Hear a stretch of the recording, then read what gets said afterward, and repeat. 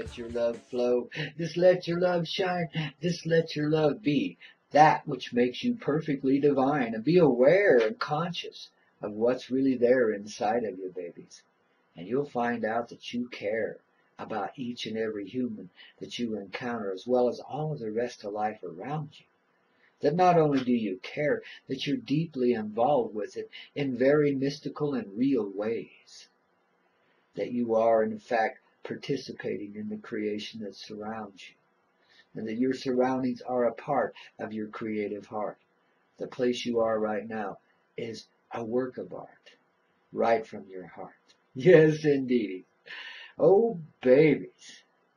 And now we're flowing back there to the good old Kim Cafe here on the Coyote Medicine Show, only on the Hazy Radio Network, babies. Oh, with your host, Grandpa, the old storyteller, the universal DJ, the oracle of your heart, etc., man. You know, I got like a whole bunch of letters behind my name, but I don't use any of them.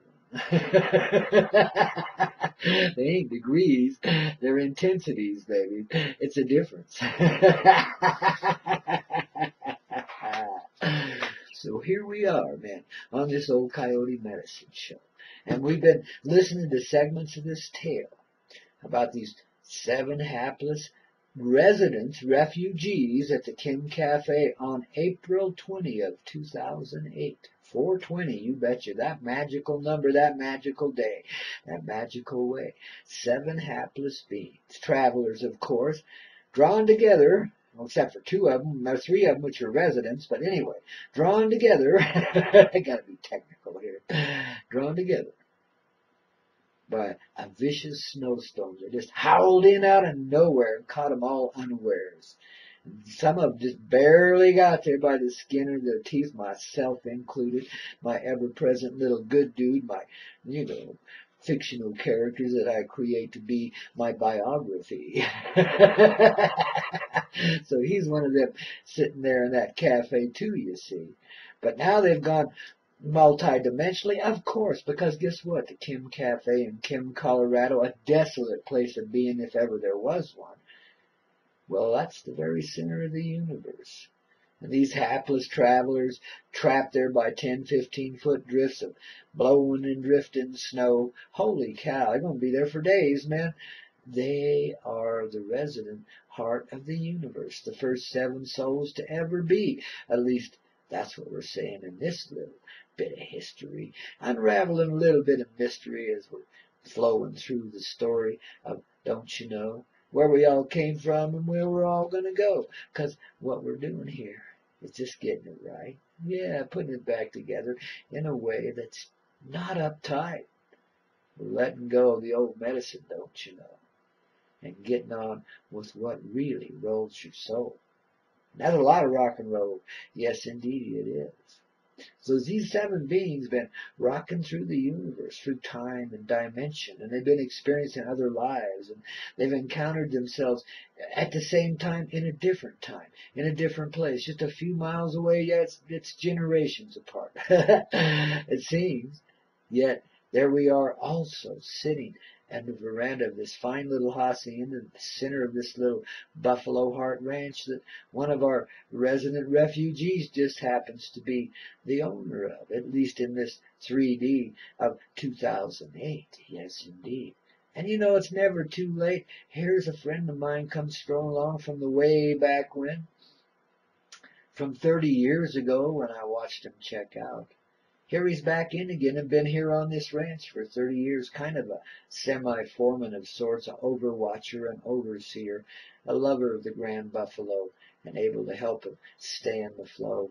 Yeah, him and his old lady been hanging in this cabin ever since they lived next door to me and checked out, don't you see? They didn't really check out as he explained it to me, he just moved. Well, he turns out to be a past life character too, of course, Kit Carson. And of course, well, it's not his old lady. It's strangely enough, it's one of our counterpart refugees, man. It's his Calamity Jane, man, from back in those days. And then, of course, wow. Then we start experiencing some real histories and unraveling of mysteries. And we see this young couple way back 2,000, 3,000 years ago. that are very enlightened to begin with and have been very unusual human beings and moved in very unusual directions. She comes from a royal, wealthy family. He comes from dirt poor farmers, really, the people that have to shovel shit, man. So it's two different sides of a Roman coin, you see. It's in the Middle East where they be, or at least they were. Now one's gone to Egypt and one's gone to India, that is in the Himalayas now, discovered the Stargate, and now they can be together even though they're thousands of miles apart. Now they can travel the entire continent. And not only that, all across the earth. And so they've been doing that. They've been visiting hearts and touching souls everywhere they go. And one of those moments now comes reeling through me as I begin to remember. Oh, the magic of, well, I guess it was 71. Maybe it was 72, maybe it was 70. I know it wasn't 69. But somewhere along in there, as I'm growing into a ripened young hippie and living the idyllic hippie life in an 8x45, 1-inch walled tin box of a trailer, put in a hubby hole of an instant pole house, back there with 3 or 4 trailers behind a apartment house in this little town of Provo, Utah, home of the Brigham Young University. You bring 'em young, baby, we'll educate 'em. More ways than one.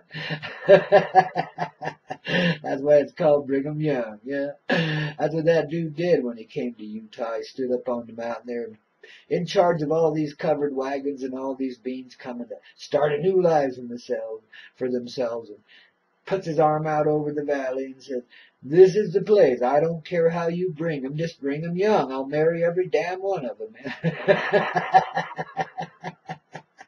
So that's the BYU, Brigham Young University. It's gotten far expansive from those days now. It's amazing the changes from 70 to 2008. Even the BYU didn't stay the same. It used to be Cornpone University, and Howdy Doody was the professor in every class you went to. It's become a little more expansive. I'm amazed. The Mormons can expand. I've seen it happen, man. It's incredible, They've become kind of liberal. I mean, like, shit. Because they made the right wing look liberal way back when I was a kid. Believe me, they were very Nazifying, man. Very, what was it? America, love it or leave it. Behave and don't believe it. Oh, it was a harsh but psychotic world, but fun too, baby. And so this moment comes rolling back to me, along with all these other things I go through, gee whiz. And this moment comes rolling back to me, back there in that, let's say 70, because that was about the time I was like, I bought this little trailer because I'd got stuck between positions, as far as career went. I'd been Mr. Rock and Roller in the theater business for a little while. How I stumbled into that's another story. But I'd been there, done that, and I'd been like this district manager up in Idaho there, and had like 250 employees, and so on and so forth. I was managing, and built a drive-in movie, got that all project managed and finished up. And opened up and all that stuff. I mean, I was just like, for a little voodoo, I was a big hoodoo of the time, but I was also, a swinging dick little hippie too, forgive the terminology, but kind of like that, just a loose and reckless kind of guy in a way, yet, challenging the structures even in the corporations in which I functioned, man, amazing thing. But that had kind of gone away, and, another position had opened up, but then it wasn't opened up, and so I just got stuck, And I took a year off. I said, screw it. I don't care, I had a couple offers out of the L.A. area, and I knew I couldn't do that, But I said, nah, don't want to do that either, I'll go drive truck for the old man every now and then, put a few dollars in my pocket, get some food, keep the family fed, but I'm just going to, So I went and put a little bit of a down payment on this trailer house and started paying for it, $125 a month house payments, man. Plus, what was it, $30 a month to park it there, Killer payments, I tell you. Well, when you didn't have much income, shoot. So you just kind of slept them off. I think I staggered them for like 6 months. Then I had to get to work and go pay them off. But that year was one of the sweetest times And as I'm sitting here listening to the old rock and roll flow through my soul, you know, there's a little radio playing somewhere. I can hear it. You know, maybe it's just me, but I hear it. Don't you see? And I'm remembering those days.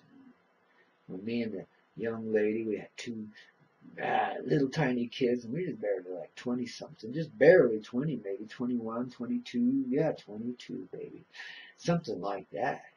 We've been together then for 4 years already, you know. And of course, we've become quite expansive. We found our hippie leanings blossoming out of our relationship, and that was awesome. People were looking at us like Sonny and Cher, and we were happy that they thought of us that way, because Sonny and Cher were kind of a happy couple back in those days. So when they're walking, I don't care, let all the people stop and stare. Remember those things? Sonny and Cher. Well, that was me and that lady too, man, you know. And the kids were, you know, getting bright-eyed and bushy, still starting to grow up a little bit. I think the young ones that were like 4 and 3 or something like, they were about a year and a half apart, maybe 2, something like that, you know. And we're just adjusting into, you know, kicking back and partying. There's some tribal beings living next door to me in this one mobile home, let's call it. His was a lot finer than mine. Let me tell you, man, his was a silver stream. Mine was a pile of junk. Oh my goodness. Through him, I met a whole bunch of other tribal soul sisters and brothers, and you know, and I don't know, for some reason, I've always been a bit of a magnet, always drawing people to me. So I had all these hippie kind of folks and all of my old buddy friends from my childhood coming around, and we were partying, you know, smoking pot and drinking beer and having a great time. And a lot of times we'd go to the lake and party, or we'd go out in the desert, camp out by those little creeks out there, or up in the mountains out there and party. Or we'd go up the mountains of Wasatch, you know, back in the canyons, up the mountains and party and camp out. And, just, you know, we made good use of our time and days and energies, though very little money, you know. I mean, we could barely scrape together gas to get there, etc. But we'd do it. And we'd take a lot of fine food with us, you know. We're still pretty close to our agricultural roots, so I could still go to the family farm and abscond with some beef and so forth. So there was always something good to cook up in a stew or barbecue, etc. It was, you know, the life of Riley, really, man. We were, you know, without money, we were having the greatest of times, man. I bought myself, just because I was feeling so damn hippie, I bought myself this little Volkswagen Beetle, you know. I only had it for a little while because it turned out to be a pile of junk. I couldn't keep it running. But we'd get it to the desert, we'd get it to the mountain, we'd get it all over the place. God, it was fun to drive unless there was a truck passing you. Going either way, it didn't matter, blow you off the road. With you, or again, you just blow you right off the road. Those things didn't want to stay on the road. They wanted to go out there and roll over and be dead bugs. But somehow we managed, kept it upright. Hell yeah, I took that thing. I did take it on a few journeys up into Idaho and places like that. Wow. So we did a little traveling around too, you know, at that time. But I finally had to dump that, and I bought myself a Dodge convertible, a red Dodge Dart convertible. One of my favorite cars, you know. God, I love that car. We had a great time. And that was, oh, of course, a hell of a lot more fun. Well, as part of all this time, you know, I know I'm going to have to go to work after a while. But I'm just going to let it pile up. I'm going to take it as easy as I can. I'll keep the family fed. I'll, you know, keep the lights on, the heat up. But babies, you know, I'm going to like party, you know. That's what we're going to do. It's kind of a releasing time for me, too, because I've been under a lot of pressure in this old theatrical industry in which I've been employed as an executive type person. Oh, me, the little cocky little symphony. But anyway, because of the intensity of the pressures I'd been under there, they were tremendous. Guys, you wouldn't believe. That's why I blew it finally, had to get out of there, because, God, I just got overwhelmed. I really did. It just all became too much, you know. I'd been pushing and shoving and conning and cajoling and just doing my damnedest to keep everything rolling, you know. It was a chaotic thing, man. And lots of sternness from the upper management, and lots of ridiculousness from the some of the employees, and, you know, lots of spying and intrigue, and you got to do this, you got to do that. And they're always afraid you're going to be stealing from them, even though you've been with them for years now. They think you're going to steal from them and shit. And it's like, oh, God. You know, and I just finally got up to that point where, like, uh-uh. And I got out of there, man. It was not the prettiest thing on earth. I left a secretary girlfriend behind that to this day my heart is kind of a little sentimental about and for. But oh well, life goes on, man. You got to understand, me and my woman of the time, we had a open relationship. We were Sonny and Cher. We were experimenting with life, man. We were going wherever that life would lead, wherever the heart in that life would lead. And we weren't being greedy and stupid about it. There was no, but the thing was that whatever happened was honest and right in our face. We didn't hide things from one another. You see? At least that was our premise, and that's what we tried to live up to. I think we did things, I did things openly pretty much. I think she did things a little more secretively because it's just her nature. She's discreet. She's a very decent lady, man. I tell you what, one of the finest examples of womanhood I ever encountered in many lifetimes. Steady, easy going. I'm telling you, she was a treasure in every right, and a guy shouldn't even need another woman besides her. But my young exuberance, I thought I must do that. So I would have an occasional dalliance, and I would have young ladies coming by that were my friends, and Sue was, I mean, the woman of the time was totally cool with it. And everything was just rock and roll and an amazing time. Things were really flowing in a good direction. We didn't really realize what we were up to, that we were challenging the very basis of, our parents' generation's foundations. I mean, in some way we knew we were challenging their stuff, of course. We were rebels, but wow, we were changing the way life fundamentally operated. By experiencing openly what could only be experienced behind closed doors before, and very sneaky and very treacherous, etc., because of the severity of the world you lived in. Adultery was a word that meant something back then. People were scared to death to be trapped in it. But everybody did, but just very quietly and secretly. Well, there were a few who didn't, but most folks did. In the closets and the warehouses and the back offices of humanity, and the motel rooms, of course, where nobody's looking, of course. See, it was very secretive. But this was opening. And we were just part of a generational movement that was opening up in the same way.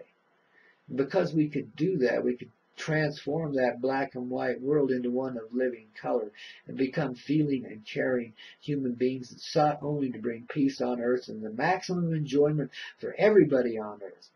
That was our hippie ideal of the time. And we all dressed like hippies. We were cute as all get out, man. Even our surfer shirts and shit. I mean, corny as hell now, but I look at them then and I think, how cool, baby. So we could dress outlandishly and enjoy ourselves, be as colorful as we wanted to be. You don't know how good that felt after all that restriction of my younger days. And then stepping into this executive position at such a young age and dealing with such tremendous pressures and energies in my life and working long, long hours, with little or no nothing to show for it, really, I mean, I had a great time, and that's about all that could be said. It was amazing how that went. Spent the last year of it living in a hotel in Boise, Idaho, because the company was too cheap to pay the moving expenses for me to get to Boise with my family. I couldn't believe it. So I'm living in the Boise and Hyatt, for a year, and they're paying what, $50 a night for that, or $30 a night? It was a big high rate back in those days, whatever it was. You know what I mean? And I mean, they're costing themselves $1,000 a month just to keep me housed.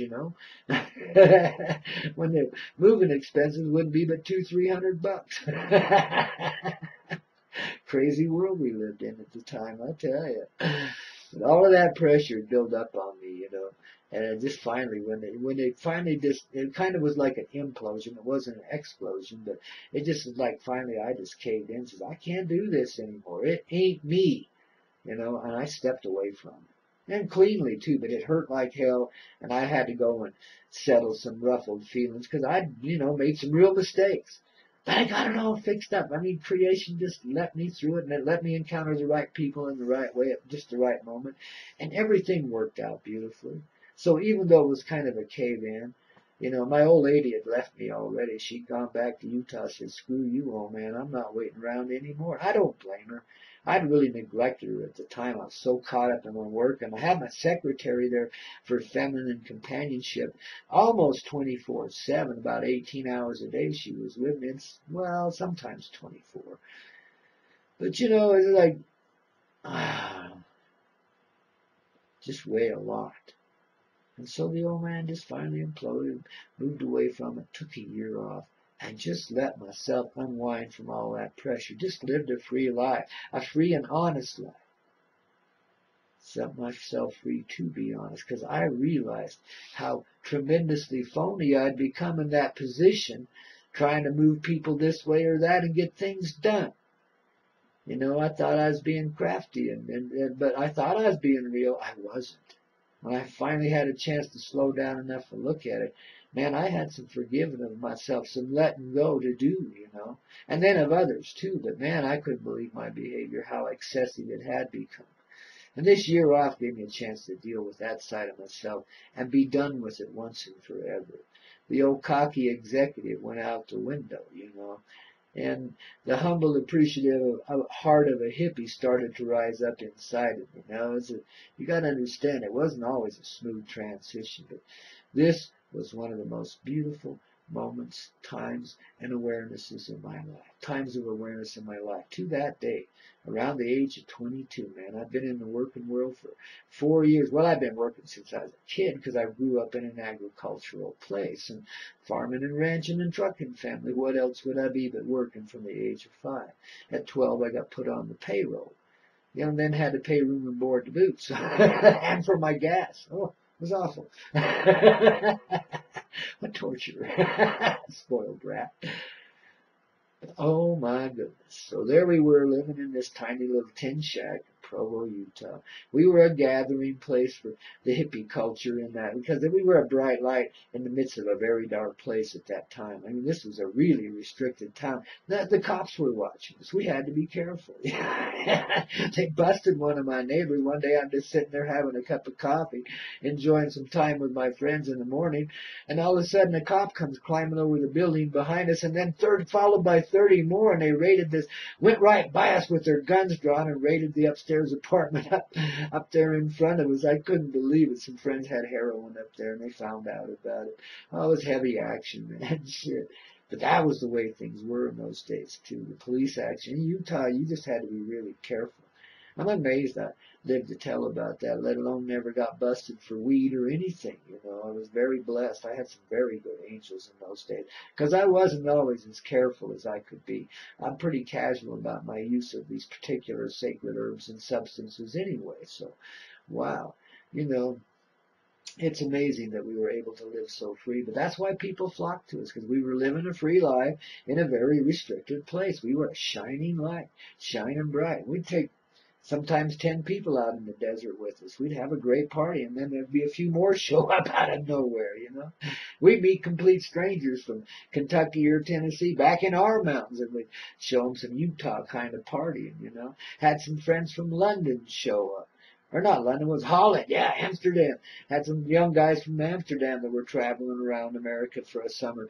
We took them out partying in Salt Lake City with some indigenous native friends, man. How about that, huh? I mean, that's an experience they'll never forget, you know? Me either. I had a great time with them, man, but things like this would just come to us very spontaneously. So we were living really, really high. And the woman and I stood by each other, you know, though she had left me when I caved in and come back like a puppy dog with my tail between my legs. Says, "Honey, take me back." She said, "Oh, of course, let's go get a house." Somehow we did it. I don't know how, but it happened. We got that little tin shack, which would lead to some really, really rather amazing revelations in our life. Oh, yeah, babies, and some great openings. Not just for us, but for humanity as well. Because we're also a part of the larger heart too, all of us. You know, geez, it's us. Well, look at that. And look at that man at 22. Oh, man, will he ever know what to do? Stay tuned, babies. We'll have a little more here. We'll even up the score in just a few moments here on the Coyote Medicine Show, only on the Hazy Radio Network, as Grandpa continues to tell the ever-loving center of the universe. 4/20/2008, Kim, Colorado, at the Kim Cafe, babies. Oh, yeah.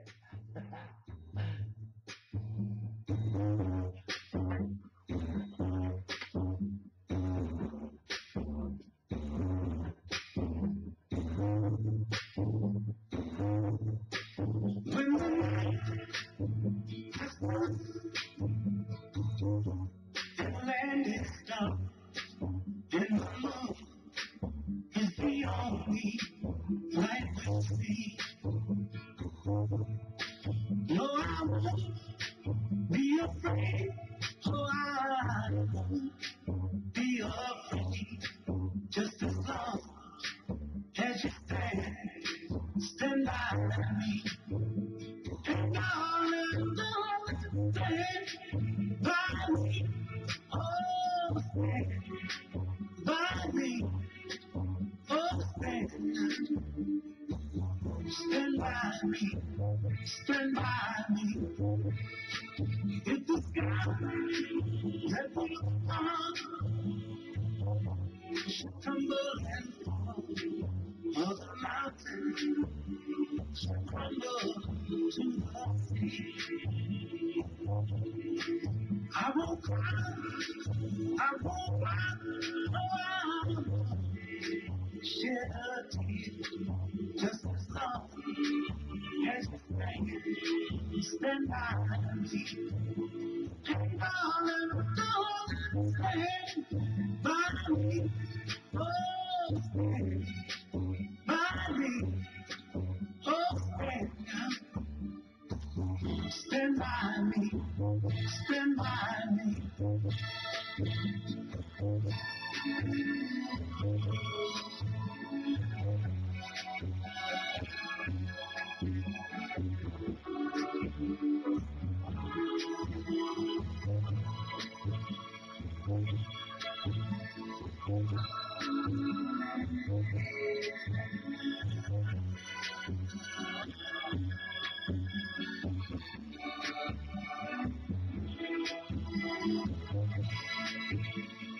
Darling, don't stand by me.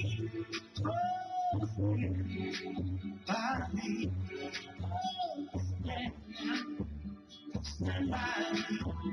Stand by me. Whenever you're in trouble, won't you stand by me?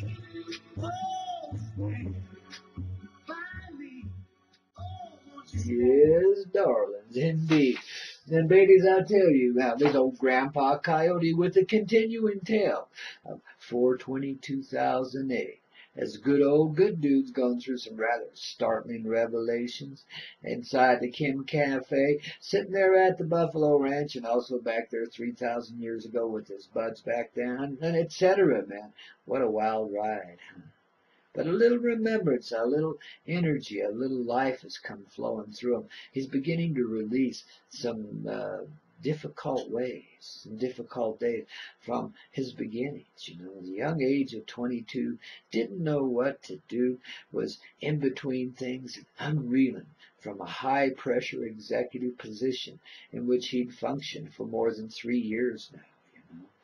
And finally released himself from it, and through happenstance wound up, quote, unemployed and therefore free to be for a little while, don't you see? And being the creative dude that he was, he knew how to get by on next to nothing in money, and away they go. Party, party, party. Well, living in this little tin shack out behind this old apartment house, in a little hubby hole of a parking lot with 4 or 5 other trailers. Little tin shacks, each and every one of them. But beautiful places of being, because it became the bright spot in the center of Provo, Utah. And began the re-enlightenment of that place, even though we never even considered or thought of such a thing. We knew we were bright. We knew we were different. and very much fun in a place that didn't believe in having fun, at least not that kind. But we were part of that same generational expansion of heart, where we became conscious and feeling and caring beings openly, more so than ever our ancestors, our parents could have dreamed of being, coming from the old square world that they did, that black and white world, man.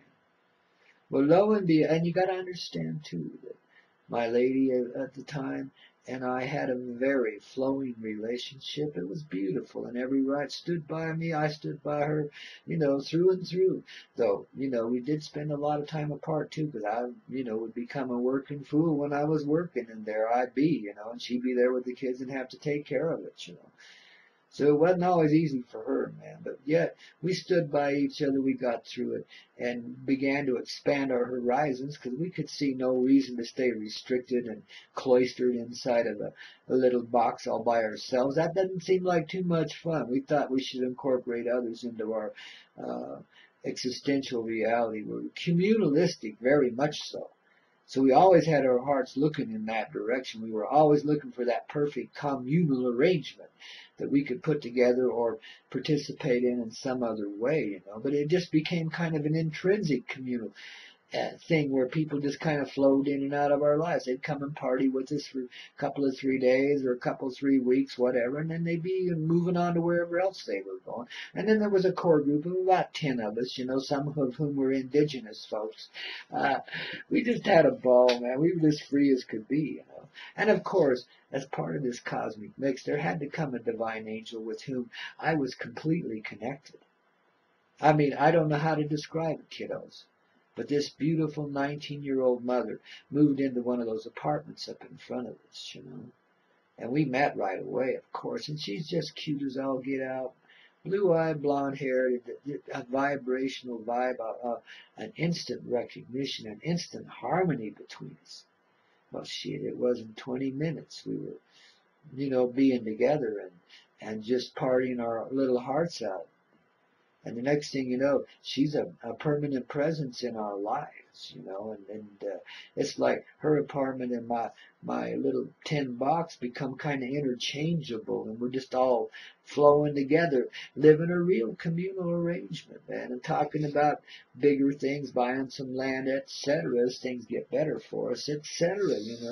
It's the beginnings we've always been looking for, and here we are, and not to mention all the people flowing in and out of this divine dream.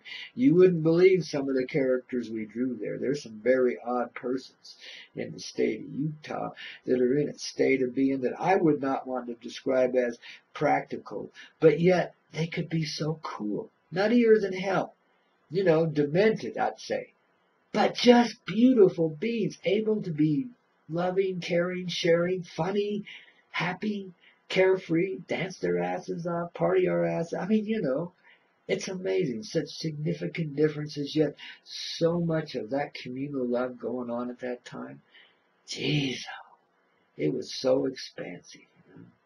I remember one time that my 2 ladies and I headed out there to the desert. This time it was our weekend. We were taking our weekend, this time 3 or 4 days for ourselves. I think it was midweek when we headed out, like Wednesday or something.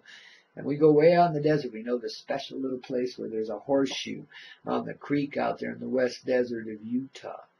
And it's just, out here in the middle of all this sagebrush desert, all of a sudden, there's this beautiful little garden spot out of nowhere, where the trees are tall and it's shady and there's a gurgling little creek going by. It's one of those creeks in the desert, just bubbles up, runs for about a mile, bubbles up out of the ground, runs for about a mile, and another mile down the road, it bubbles back down. It just disappears.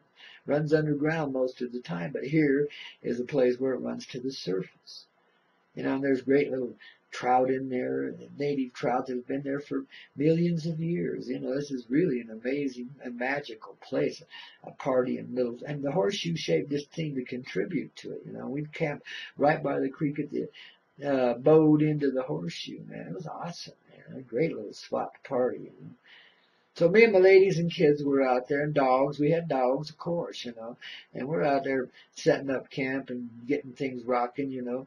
And this old fart from Salt Lake City or Vernal or someplace pulls in there with a camper truck, a pickup truck with a camper on it and backs his ass in right alongside of us, tight against us, you know. I mean, this is in a great big expansive desert where there's all kinds of room, and in the middle of a horseshoe where there's all kinds of room. He didn't have to camp right on top of us, but he did. He's just kind of an real ass, you know. So one thing led to another, and the first thing he pulled out of his truck after he backed up and camped there was a card table, followed shortly by a TV. A TV out there in the middle of the desert. He's going to sit down and watch TV. Oh, us idealistic hippies just rolled our little eyeballs. We couldn't stand it. So we ran off into the desert to play after I asked the guy kindly if he would, you know, move his camp a little further away. It didn't have to be right on top of us. It's a big, big camping area. There's plenty of room, you know, and there's also the rest of the desert too if you want to be, you know. And nah, I'm going to stay where I am, blah, blah, blah, you know. So I says, okay, well, stubborn old fart, you know, reminded me a little bit of myself, but I wasn't that old yet. Tricky thing is, he had his old lady and his two younger granddaughters with him. I think they were 7, 8 years old from the looks of them, something like that, you know. So me and my tribe, we go off party in the desert for a little bit, and then we come back, you know, and we say, because we kind of fomented things while we was out there. We said, look, we're going to get this guy to move one way or the other, you know. So, you know, as evening come along, you know, the ladies and I just partied beside the fire. And because it's Utah, because that was really shocking behavior, I mean, we weren't doing anything too, you know, I mean, I wasn't being pornographic, let's put it that way. We were just being romantic, you know, as a kind of a threesome at the time. And his old eyeballs, this guy that was camped right next to us, rolled into the back of his head.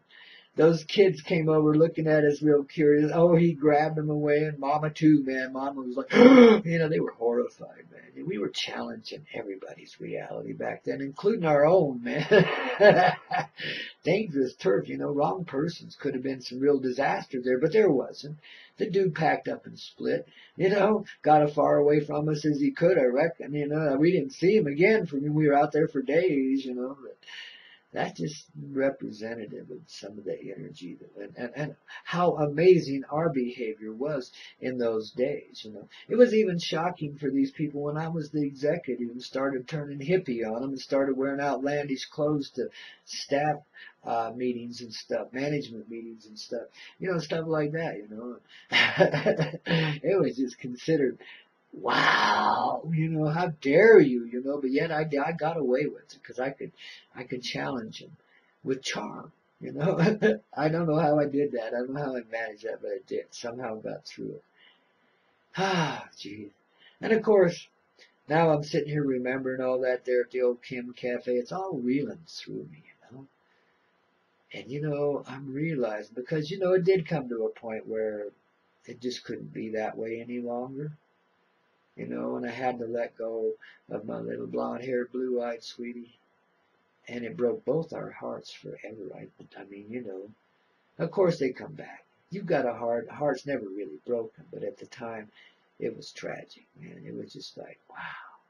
I mean, one of the hardest things I ever faced in my life, babies, you know, was to let go of that. And it was mainly because the society around us, because of our openness, just couldn't accept it, and they really put a lot of pressure on my old lady, which caused us a lot of cosmic grief, you know.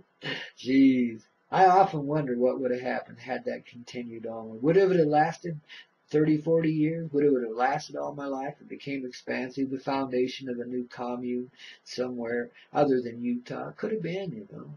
Could have been even there in Utah. But in essence, what I see now is I'm sitting there in the old Kim Cafe and letting it unreel. I see that we were there in Provo, Utah, brought there by the funniest of circumstances, the damnedest of circumstances, to be the shining center of light, the beginning of a revolution that goes on to this day. You see? And we were just one little spark of light, one little speck of light in one tiny little place in this universe. But there was a whole bunch of others going off all across this continent, all across this earth at the same time. It was the birth of the hippie generation. My timing was just right. Everything was just right. That's why I was in Utah, to bring some light to some very darkened beings, to bring some flexibility to a very restrictive and structured society, to bring some hope to some hearts that have been desperate for generations now. And not only bring that hope, but fulfill that hope of those generations by just being honest about who I'd be and moving through my life as naturally as I could, despite extreme difficulty. See? The path of a saint, some would say. I would say not. The path of a demon? I don't think so. The path of a good-hearted, average human dude? Yeah. I wouldn't call myself average, though. Not by a long shot. Because I recognized my exceptionality when I was just a kid. People honored and acknowledged it in their own odd sort of way. You know, I knew I was different. I knew I needed to do things like this in order to open doors and parameters for others, to challenge that very, very restricted structure. Because with that in place, there was no room for progression in humanity. It was that restricted. It had its formula, it had its rules, and that was that. Very black and white. You know, of course, again, like I say, people being what they are, they don't necessarily always live up to it. They become hypocritical and phony, and you have to. It's the only way you can function in such a world. If you ever have an affair or find love in your life, it's in a little flashpoint that's hidden behind everybody. Nobody knows about it, and they better not, because you could be put in jail for sometimes for partying with the wrong person's old lady or old man, as the case may be. You see, this stuff did go on. People were people, but it was all hidden and very restricted, and most folks had so much fear about it that its occurrence was very, though it was very widespread, was, very limited. You really had to be careful with such things. I remember one time when I was a kid, about 7, 8 years old, one of our local church leaders got caught consoling a widow just a little too much, a little too fondly. And this is a guy with a wife, a really beautiful wife, and 3 or 4 kids. Wow. And he got caught and he got ostracized from the community. But this dude was brave. He stayed. And he married the woman that he had the affair with. And I don't know where it went from there. I don't remember. But, see, that's the kind of society we lived in. You got caught like that. That was a major, major offense. Had his woman been real vindictive, she could have had him jailed for such a thing, as it was still against the law back then. Even though they didn't necessarily enforce it, because they knew if they did, they'd all be guilty of it, and they'd all have to lock themselves up. You lock up one for that, everybody's locked up. Oh well, that's just the nature of life. But this is what we were doing there at that time frame. Even as I sit here right here in the chair right now, unraveling the same kind of energies here in 2014. As we proceed through December, a couple of weeks now before the holidays, babies. We're just about there. Solstice. And what? Let's look at it. Wow. 8 days. Time fly when you're having fun. And look at this. What is it? 12/12 of 2014. Man alive. 11/11 is the gateway to heaven. I wonder what 12/12 is. Is that the permanence of the reality coming forward? Is that the proof in the pudding that we've been looking for? Is that another gateway, a far more significant one? 12 is a mystical number, babies. Big time. But it works better at 13. I'll explain to you how that works sometime. See, this is what each of us has in our heart, is the design of the original family. Now we'll take us on back to right to the beginning. There is a form, a human form, a figurement, born of the ocean and born of the atmosphere and born of the earth. It's a singular person. A very soft and beautiful and gracious being, awesome and amazing. But there is no one there to appreciate or understand it or bless it in any way, except for creation itself, which is always with us. So that being expands and becomes 3 persons. And these 3 become 5 persons. And then 7 persons. And then 13 persons. 12 and 1 at the center. The original person. See, so the first family is like 7, 6 and 1. at the center. The second family is 12, and 1 at the center is 13. So these numbers are replicated mystically throughout the history. It's an energy we carry. It's a memory in our heart, like a cosmic imprint, a blueprint that doesn't go away. And it tries to replicate itself in a subconscious way. So far, now it's becoming far more conscious. In this reality, amongst beings that can harbor such and entertain such thoughts in times where, they can't, like in a way, our little time in Provo, Utah, and all the generational stuff that went on with it all across the earth here was the beginning of enlightenment for humanity. Even though the saints lived way before us and conveyed energies into this world that got people moving in great directions. Long time ago, of course, and many of them all the way through history. Many.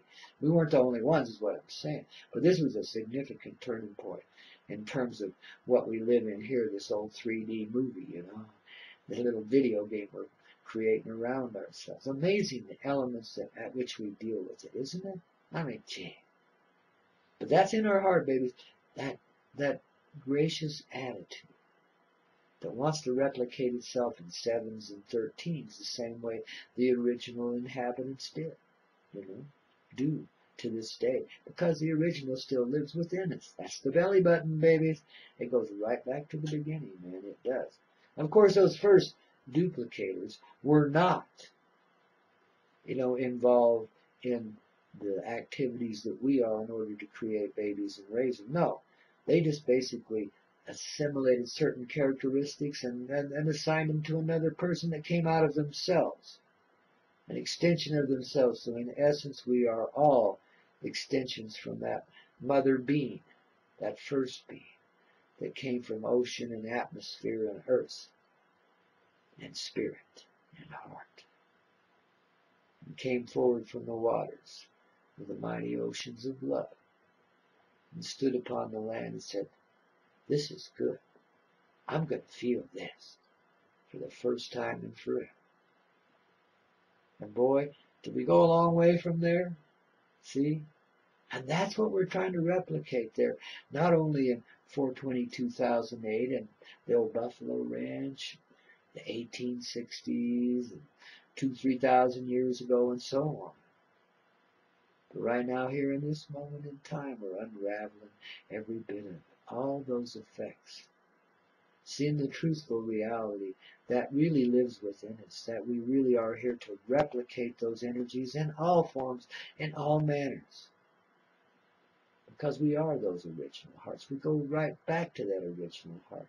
That's our union. That's our connectedness. We all extended no matter what tribe we be now, no matter how separate we have felt from one another. The boundaries weren't mystical. They were statistical. They were geographic. They were genetic. But it goes back to that first being that ever lived and breathed, came up out of the water and became so, and began dividing itself in these mystical ways, the 3, the 7, the 13. This is what we are here to replicate. There was always 3. There was always 7, and there was always 13. That's the energy within. But that's also the energy that against which some forces have run contrary, because they seem to think they hate life. And so they want people controlled. They don't want them in touch with their feelings or their cosmic awareness. So they make the number like 12 or something instead of 13. You see? Just a little change like that. And the whole thing just a little off kilter because the numerics aren't right. And they're just symbologies, understand. But because that's what we've operated by in this reality, the symbology has that power, mystically.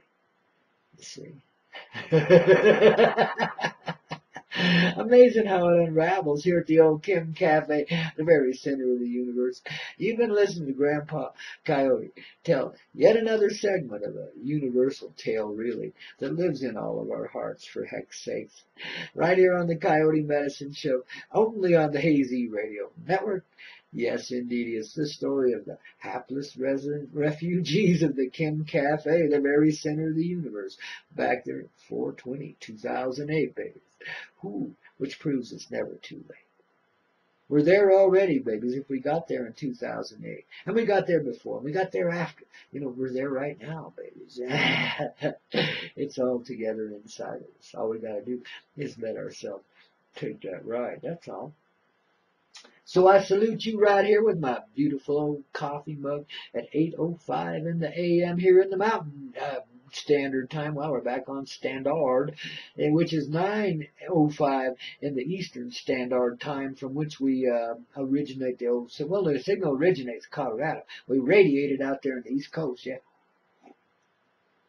love you, darling. Ooh, that one felt good. It's kind of cold though. Time to go warm up my coffee. So here's a little toke for you too, babies. Help you get it right. MJ, she says, oh, you want to be light? I help you.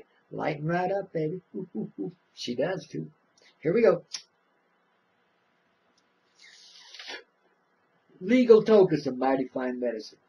Right here on the Coyote Medicine Show. Only on the Hazy Radio Network, babies. It's time to take flight, don't you think? I think so. Just let's give me some of that old time rock and roll. How about that, Bob? Bob, yeah, come over here, Bob. Come on, get out of that green room. Come over here. That's it. That's it. Set him up. Oh, he's ready, man. Here we go with yet another exciting journey through a little tunage as we consider the mystical implications of Grandpa's rock and roll here on the Coyote Medicine Show, baby, on the network called Hazy. Get it clear. Tune in here. It ain't so hazy anymore, baby. Yeah. You got it, dear. Rock and roll. Bob, take it away. Just think